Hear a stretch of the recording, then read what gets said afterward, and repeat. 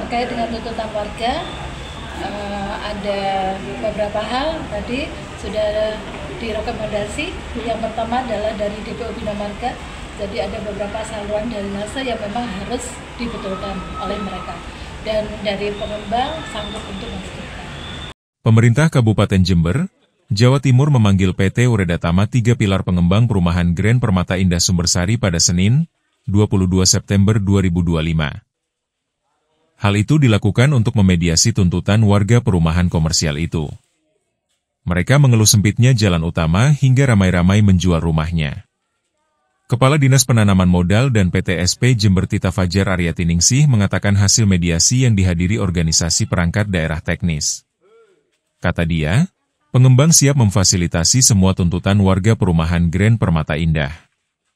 Salah satunya saluran drainase yang memang harus dibetulkan oleh pengembang, ujarnya. Menurutnya, pengembang juga sudah menyediakan lahan pemakaman umum dan rumah terbuka hijau sebagai fasilitas sosial pendukung pemukiman warga perumahan. Lahannya ada nanti akan dibuat fasum dan RTH dan soal jalan utama juga tidak ada masalah. Semua rekomendasi ini akan dilakukan oleh pengembang, kata Tita. Sementara hasil tinjauan lapangan yang dilakukan Dinas Perhubungan Jember. Ia mengatakan jalan utama di perumahan komersil ini lebarnya 7 meter. Jadi jalan masuknya itu, dari Jalan Raya S. Parman dan Ruang. Dan jalan utama di tengah itu lebarnya 7 meter. Bahkan dari Satplane juga tidak ada perubahan, paparnya. Sementara, Muhammad Rafiq staf PT Uredatama 3 Pilar mengatakan seluruh fasilitas umum, termasuk jalan sesuai dokumen perizinan awal.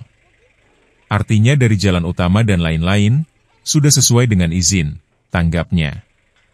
Dia mengaku telah menunjukkan semua dokumen perizinan saat rapat tindak lanjut bersama Dinas Penanaman Modal, Pelayanan Terpadu Satu Pintu, PTSP, Jember serta organisasi perangkat daerah, OPD, teknis lain. Bahkan mereka sudah melakukan survei ke lapangan, dan itu real bahkan sejak 2021 kami telah kerjasama, kata Rafiq. Rafiq mengatakan, ruang terbuka hijau serta fasilitas sosial lainnya ada, bahkan telah ditinjau langsung oleh Dinas Perumahan Rakyat, Kawasan Pemukiman dan Cipta Karya Jember. Kalau fasum dan fasos tidak ada, tidak mungkin dokumen perizinan kami ditandatangani. RTH dan fasos ada di sampingnya Blok H, ungkapnya. Menanggapi hal tersebut, Yus Asmoro Ketua RT 7 RW 9 Perumahan Grand Permata Indah mengakui, dinas terkait pernah melakukan inspeksi di lokasi perumahan ini pada 18 Juli 2025. Namun yang disayangkan adalah, petugas yang melakukan sidak tidak membawa data-data laporan warga, tuturnya. Justru, kata dia, warga setempat yang memberi data terhadap petugas Pemkab Jember saat melakukan inspeksi di lokasi perumahan. Ini mungkin harus menjadi keseriusan dinas menyelesaikan di lingkungan perumahan Grand Permata Indah. Kami harapkan dilakukan sidak ulang oleh OPD teknis, agar data yang dihasilkan sesuai kondisi real di lapangan, ucap Asmoro. Asmoro bilang, lebar jalan utama di perumahan yang menghubungkan jalan raya hanya 3 meter. Sehingga mobil tidak bisa salipan. Ini jauh dari standar yang telah ditetapkan pemerintah, paparnya.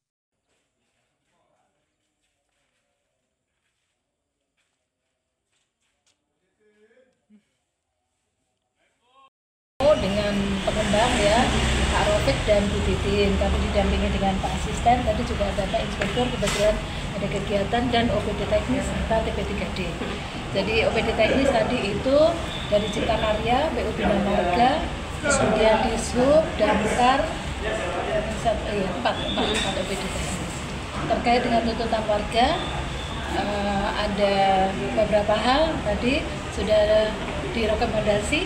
Yang pertama adalah dari DPO Bina Marga.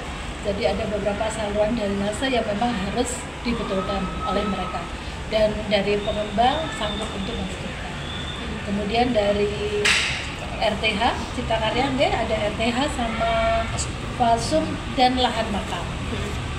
Untuk lahan makam disampaikan oleh Cipta Karya dan sudah disurvei lapangan ya. Itu sudah tidak ada masalah untuk lahan makam.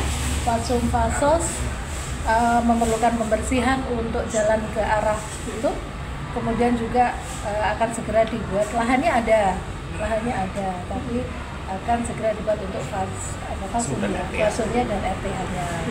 Tuh, kemudian kalau dari damkar tidak ada masalah terkait dengan ini juga jalan utama dan sebagainya juga tidak ada masalah. Nah, itu berdasarkan tinjau lapang ya. Kemudian juga dari Disub juga tidak ada masalah. Itu tadi rekomendasinya dari semuanya itu nanti akan dilakukan oleh pihak pengembang. Terkait jalan utama ini Bu, kan jauh ini kan hanya 3 meter ya yang sangat dikeluhkan oleh warga itu, apa nanti akan diperlebar atau bagaimana ini? Kalau jalan utama dari tadi di Sub itu 7 meter Mas. Jadi memang jalan masuknya itu di Es Parman dengan Raung. Tapi untuk jalan utamanya di tengah itu 7 meter. Gitu. Terkait perubahan seat plan yang sering berubah-ubah, pihak pengembang penjelasannya seperti apa tadi Bu? Kalau kita tadi melihat dari set plan ya Mbak, jadi dari set plan tidak ada yang berubah kalau ini. Jadi kita tetap pakai set plan yang dulu itu. Untuk pemenuhan target perbaikannya kapan? Ini proses secara bertahap dan mereka akan mengajukan permohonan kepada PU Bina Marga untuk dikawal terkait dengan pelaksanaan atau rekomendasi. Bu Dita sebagai apa kalau boleh tahu? Kepala Dinas PMTTS. Itu ya. Bu Dita selaku Ketua BPSP hampir sama lah, kira-kira seperti itu. Jadi kami tidak bisa ngomong banyak, khawatirnya nanti keliru. Jadi apa yang disampaikan Bu Dita tadi itu sudah persis sama dengan hasil pertemuan pada siang hari. Seperti itu. Pak, mungkin bisa diceritakan sedikit Pak, kenapa kok sampai tidak ada jalan utama ke perumahan itu Pak? Jadi begini, tadi sudah panjang lebar dengan beberapa OPD. Tentunya dari izin yang kami lampirkan untuk perizinan dari awal sampai akhir, beliau sudah menyatakan. Artinya dari jalan utama dan lain-lain, beliau yang menyatakan bahwasanya itu sesuai dengan izin. Itu yang disampaikan sama beliaunya, bukan kami yang menyampaikan. Artinya dari kami dari awal menyampaikan dan melampirkan beberapa persyaratan perizinan itu sudah sesuai. Bahkan termasuk makam berarti beliaunya dari Karya sudah survei ke lapangan, itu pun memang ada real dan 2021 itu sudah kami kerjasama. Seperti itu. Tapi untuk kondisi di lapangan, kenapa belum ada sampai hari ini Pak? Fasos dan pasungnya belum terpenuhi sampai warga mengadakan demo dan lain-lain itu seperti apa Pak? Jadi pihak Cipta Karya itu beberapa hari yang lalu itu survei ke lapangan. Dan itu pun Fasos dan RTH pun itu semuanya ada. Beliau mau itu disampaikan dari beberapa hasil. Sudah disampaikan semua dan itu pun semua ada. Kalau nggak ada pasung tidak mungkin setkan itu ditandatangani oleh kepala dinas. Kira-kira begitu. Tapi realisasi di lapangannya Pak? Ada. Beliau kan survei ke lapangan, saya yang dampingi beliaunya itu dan memang ada. Namun ada catatan dari pihak Cipta Karya itu memang perlu pembersihan supaya tidak kotor, jadi arah sana dia tahu. Dan sarannya tadi disampaikan untuk RTH dan Fasos itu alangkah baiknya dikasih banner agar warga tahu. Seperti itu. Di sebelah mana Pak Fasosnya kalau boleh tahu? Dari blok H, di sampingnya blok H. Ya. Download Tribun X sekarang, menghadirkan lokal menjadi Indonesia.